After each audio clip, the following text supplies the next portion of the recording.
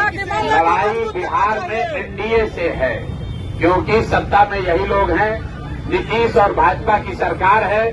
और अगर इनको हटाना है, बदलाव चाहिए तो इनको हटाइए। अब जनता को इतना ही तय करना है कि इनको हटा के वापस से राजद का जंगल राज लाना है, अपहरण रंगदारी वाला राज व्यवस्था बनाना है, या नई व्यवस्था बनानी है जिसका नाम जन सुराज है। तेजस्वी यादव भी आज मधेपुरा आ रहे हैं। भाई लोकतंत्र है, सबको सब जगह आने जाने का अधिकार है, सबको अपनी बात कहने का अधिकार है। लेकिन राजद जो है वो एक्सपायर दवा है, उसको 15 साल आप खा लिए, देख लिए, उससे आपका इलाज नहीं हुआ। 15 साल राजद की सरकार में बिहार में जंगल राज रहा, अपहरण रंगदारी, बिजली, पानी, सड़क सब बर्बाद। तो अगर आप फिर से उन पर भरोसा करके फिर से राजद को वोट दीजिएगा तो अपहरण रंगदारी के लिए तैयार रहिए। शेर बूढ़ा भी हो जाएगा तो मांस ही खाएगा, दूध नहीं पिएगा। तेजस्वी यादव भी घोषणा पे घोषणा कर रहा है, बड़ा पिटारा खोल दिया। घोषणा पे घोषणा करना ही दिखाता है कि कितना घबराहट में है। कल तेजस्वी यादव ने अपने घोषणा पत्र में जो बात कहा है कि बिहार में हर परिवार से एक आदमी को नौकरी दे देंगे, तो साथ में ही भी लिख के दे देंगे, बोले 20 महीना में दे देंगे, तो ये भी लिख के दे देंगे 20 महीना में अगर नहीं दे पाए तो बिना मांगे इस्तीफा दे देंगे। बिना मांगे इस्तीफा दे दो भाई। कल एक कहानी हमने सुनाया है बूढ़े शेर का।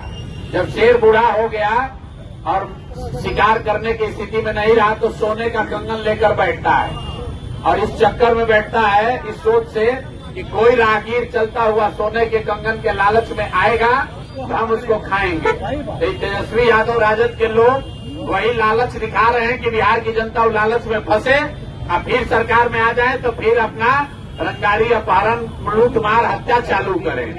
अब किसी भी हालत में लोग राजद को जिताने वाले नहीं है, राजद की सरकार बनने वाली नहीं है। और मधेपुरा की जनता से ये आग्रह करना चाहेंगे, आपके जो विधायक हैं भैया, इन्हीं के विधायक के रहते हुए एक भी अगर यहाँ शिक्षा व्यवस्था सुधरी है तो बता दीजिए। शिक्षा मंत्री थे, यहाँ के पढ़े लिखे आदमी हैं, और आपके बच्चों का जब पेपर लीक हुआ, पटना में लाठी चला, इन साहब ने मुंह नहीं खोला। और रामायण पर बोलिएगा, तुलसीदास पर बोलिएगा, कालिदास पर बोलिएगा, हिंदू धर्म पर बोलिएगा, लेकिन यहाँ के बेरोजगारी पर नहीं बोलेंगे, मधेपुरा के विकास पर नहीं बोलेंगे। तो मेरे भाई, जन सुराज ने कोई बहुत बड़ा वादा नहीं किया है। एक चीज जरूर कहा है कि अगर आप स्कूल के बस्ता छाप पर बटन दबाइएगा, 14 को जन सुराज की व्यवस्था बनी, तो और कुछ हो या न हो, जो लोग छठ में अपने घर वापस आए हैं, वो अगर 14 को जन सुराज की व्यवस्था बनी तो अब उनको 10, 12, 15 हजार रुपए के रोजी रोजगार के लिए वापस नहीं जाना पड़ेगा।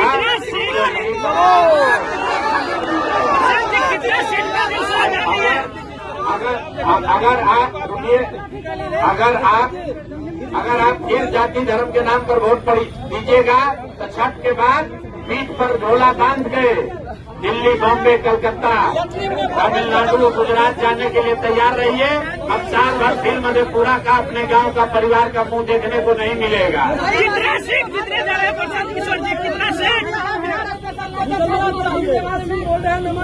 मेरे भाई, गुजरात में लाठी चले या महाराष्ट्र में गाली पड़े, तमिलनाडु में मार के भगाए या पंजाब में मार के भगाए, ये इसलिए है कि बिहार में रोजगार नहीं है। और बिहार में रोजगार नहीं तो अभी सरकार बन रही है, 20 वर्ष से जो नीतीश और भाजपा की सरकार है, आपको रोजगार नहीं मिला।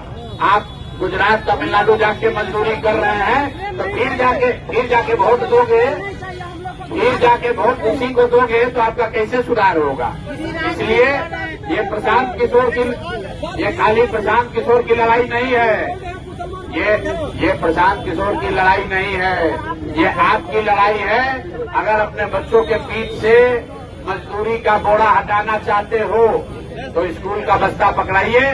बिना पढ़ाई के कोई उपाय नहीं है, और नहीं तो नेता सब जाति धर्म में बांट कर आपसे वोट लेता रहेगा। नेता का लड़का हेलीकॉप्टर पर चलेगा और आपका लड़का रोड पर चलेगा, उसके पैर में चप्पल भी नहीं होगा।